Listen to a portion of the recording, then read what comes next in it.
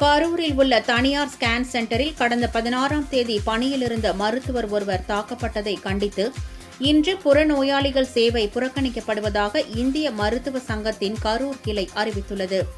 மருத்துவர்கள் மீது நடைபெறும் இத்தகைய தாக்குதல்கள் தடுத்து நிறுத்தப்பட வேண்டும் என்றும், இந்த தாக்குதல் சம்பவத்தில் ஈடுபட்ட நபர்கள் மீது காவல்துறை நடவடிக்கை எடுக்க வேண்டும் எனவும் இந்திய மருத்துவ சங்கம் வலியுறுத்தியுள்ளது. கடந்த 16ஆம் தேதி எங்கள் ஸ்கேன் டாக்டர் ஒருவரின் மருத்துவமனையில் அத்துமீறி ஒரு பேஷண்டின் அட்டெண்டர் உள்ளே நுழைந்து